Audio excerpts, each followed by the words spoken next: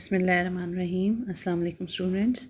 बच्चों, कल मैंने आपको जो लेक्चर शेयर किया था इंडिफरेंस कर्व का, उसकी कैरेक्टरिस्टिक्स कराई थी।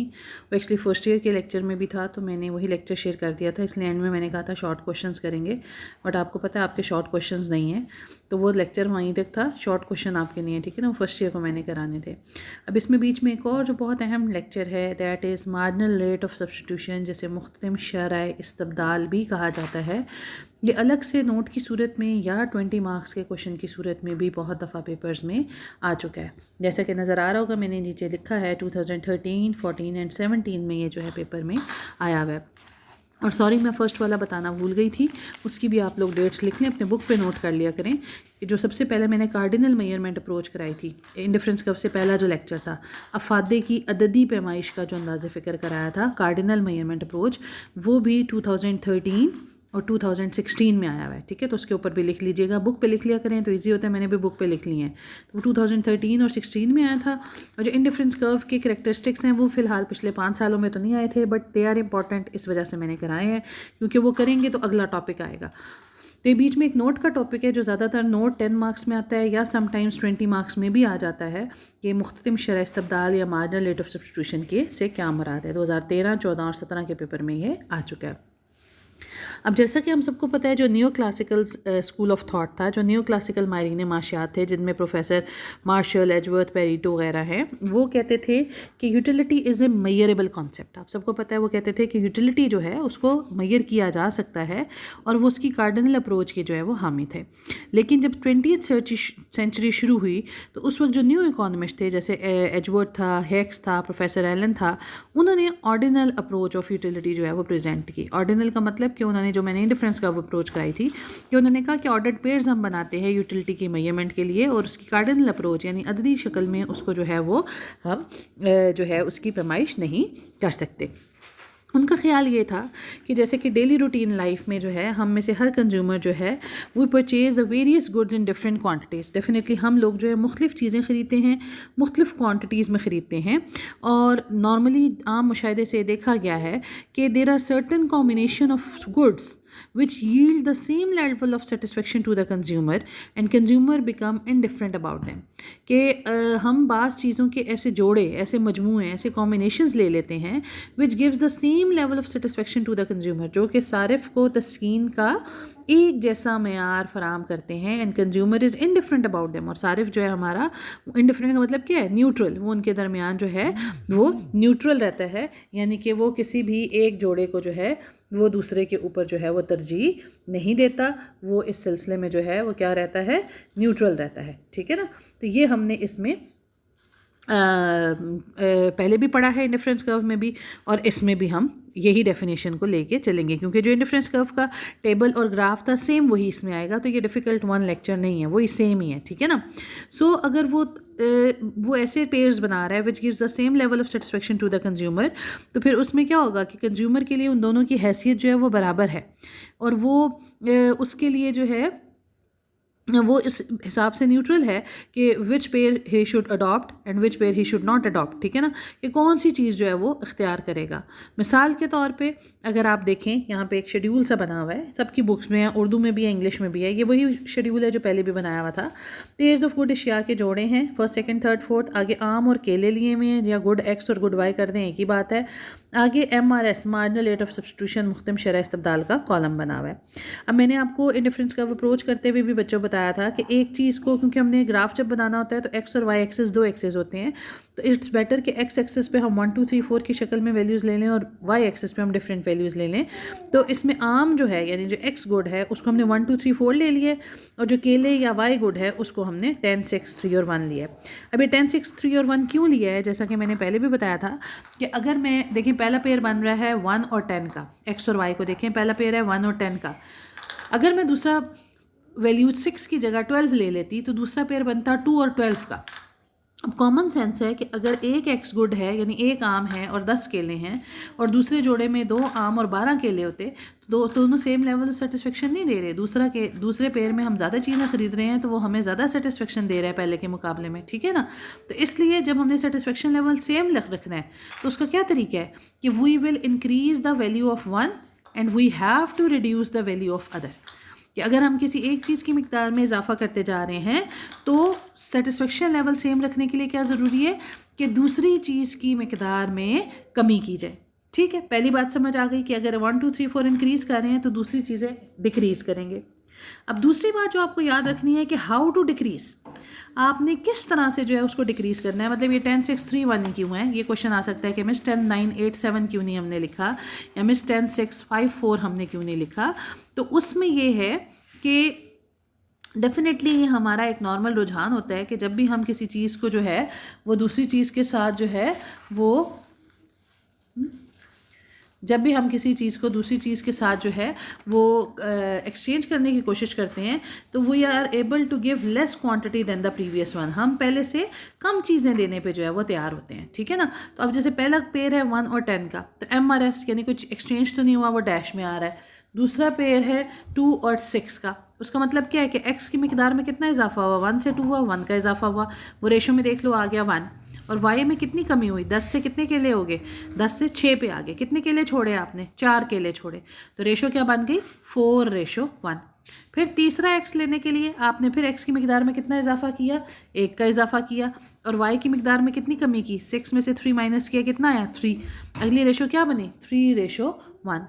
फिर अगला x की मिकदार में कितना इजाफा हुआ, 4 हो गया, और y की मिकदार में कितनी कमी हुई, 1 हो गया, यानी 3 - 1 2 आ गया। तो अगला क्या आ गया 2:1।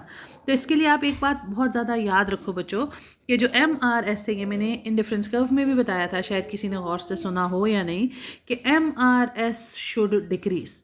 जो MRS का कॉलम आप बनाओगे वो हमेशा कौन सा ट्रेंड रखेगा, वो हमेशा डिक्रीजिंग ट्रेंड रखेगा, क्योंकि हर टाइम हमने जब चीज़ों को एक्सचेंज करते हैं तो we will give the less quantity of good than the previous one.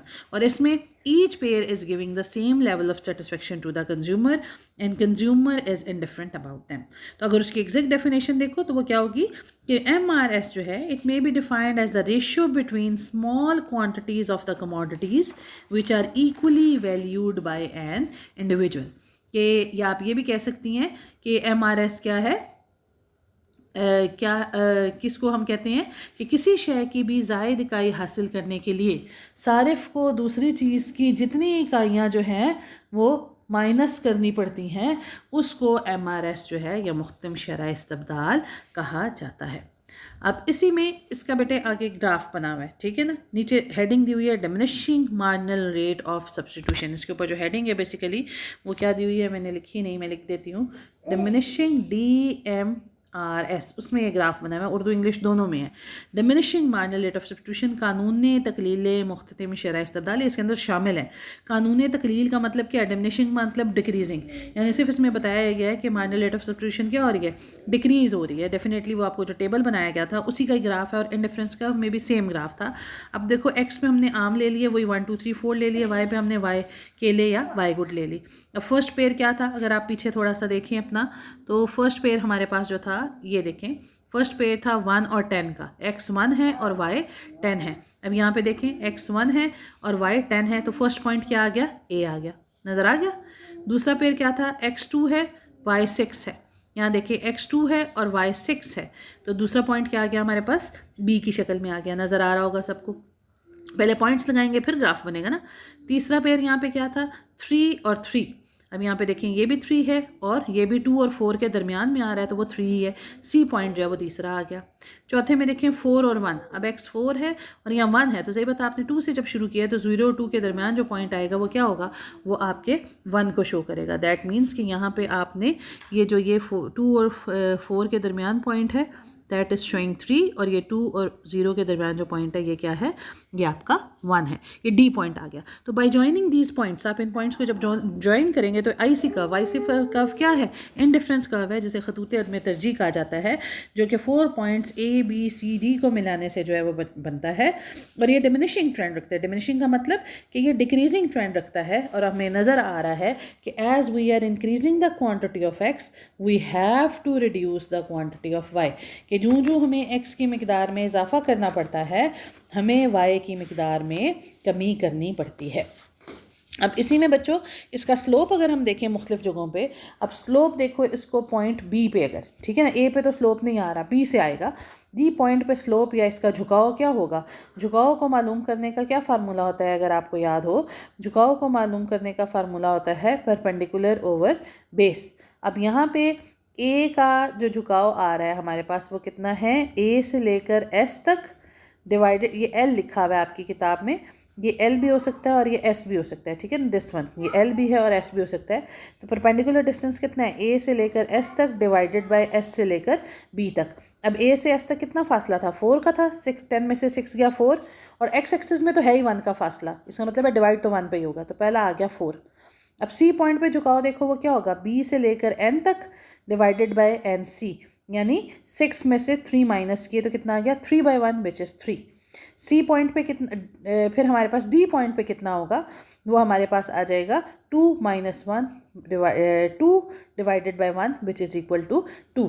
तो ये मुख्तलिफ पॉइंट्स पे यही स्लोप्स हैं जो मैंने आपको इस ग्राफ से बताए। यानी स्लोप का मतलब कि वो झुकाव की शरह बता रहा है कि रिस्पेक्टिवली MRS जो है वो 432 है और ये डिक्रीज़ हो रही है, इसमें जो है वो आहिस्ता आहिस्ता कमी आती जा रही है, ठीक है ना। और ये जितने भी पॉइंट्स हैं, कंज्यूमर की नज़र में एक बात याद रखें कि ये जितने भी पॉइंट्स एक इंडिफरेंस कर्व में हैं, कौन से points, A is equal to B is equal to C is equal to D, यानी कंज्यूमर की नज़र में ये चारों नुक्ते बराबर हैं and he is indifferent about them, वो एक को दूसरे पे तरजीह नहीं देता। अगर मजीद उसको क्लासीफाई करना है तो ए में क्या पेयर बन रहा है, एक्स कितना है 1 और y कितना आ रहा है 10, ठीक है, अपनी आसानी के लिए यूँ भी लिख सकते हो। b में क्या पेयर बन रहा है, x कितना है 2 और y कितना है 6।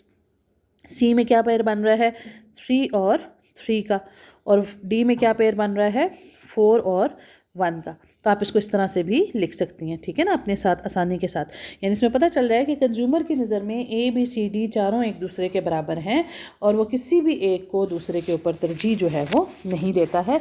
तो ये diminishing marginal rate of substitution कहलाता है।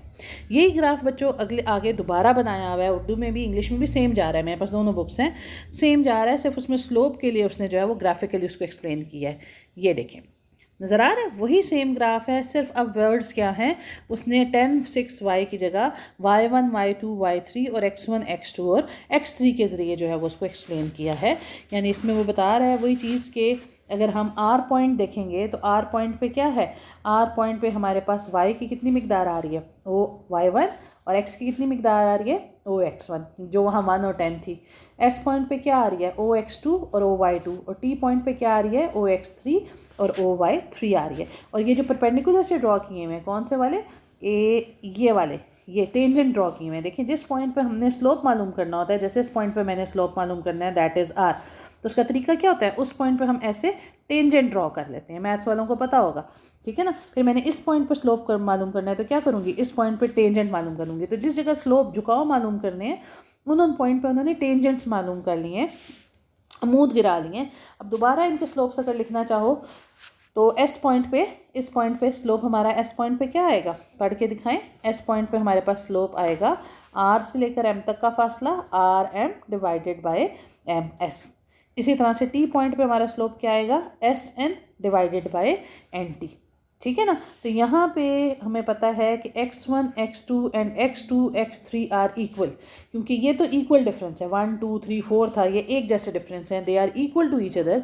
बट यहाँ हमें पता है कि y1 is greater than y2 and y2 is greater than y3, कि y1 y2 और y3 जो है वो एक दूसरे के इक्वल नहीं है, y1 y2 is greater than y2 y3। So at point T point पे जो है वो स्लोप आपके पास क्या होगा, slope is steeper than at point S, ठीक है ना। ये देखो एस पे अगर स्लोप देखो यहाँ पे तो स्लोप आ रहा है ऐसी लाइन, और टी पे अगर स्लोप देखो तो स्लोप आ रहा है ऐसी लाइन, यानी ये स्टीपर है और इस पे थोड़ा सा फ्लैटर है, यानी पॉइंट टी पे स्टीपर है देन एस से। इसका मतलब है MRS क्या हो रही है, MRS डिक्रीज कर रही है। तो MRS को अगर हम फार्मूले की शक्ल में लिखना चाहेंगे तो हम जो है MRS को फार्मूले की शक्ल में लिख सकते हैं। देखो यही वही चीज़ है जो बोल रही हूँ मैं, कि MRS को अगर हम फार्मूले की शक्ल में लिखना चाहें तो we can write at this, ठीक है ना। माइनस हो जाती है, माइनस का मतलब क्या है कि माइनस dy बाय dx, यानी यहाँ पे MRS जो है वो नेगेटिव बता रही है हमें रिलेशनशिप, कि एक की इकाइयाँ अगर बढ़ती चली जाएंगी तो दूसरे की इकाइयों में कितना इजाफा होता चला जाएगा।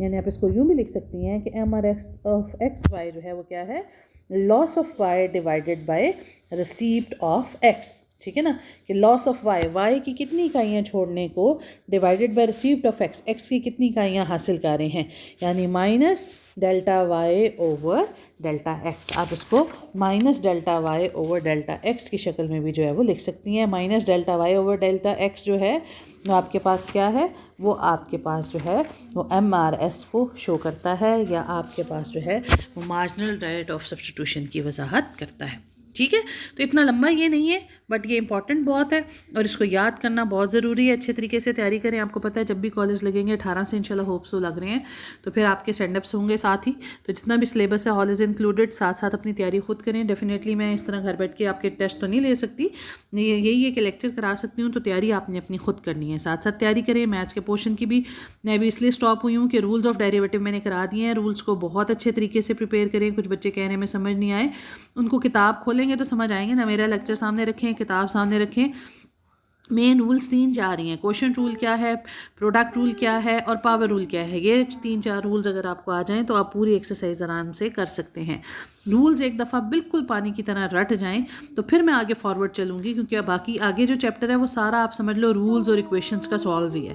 तो इक्वेशंस का चैप्टर अच्छा आ जाए, रूल्स का चैप्टर अच्छा आ जाए, तो फिर अगला चैप्टर समझ आएगा। जब आपको बेस नहीं आएगी तो अगला चैप्टर पढ़ाने का कोई फ़ायदा नहीं है। अगले दोनों चैप्टर जो हैं तो आप समझ लो कि पिछले 4, 5, 6 का कॉम्बिनेशन है। तो अच्छी तरह से इसको प्रिपेयर करें ताकि अच्छे तरीके से समझ भी आ सके। ठीक है बच्चों, अपना ख्याल रखिएगा।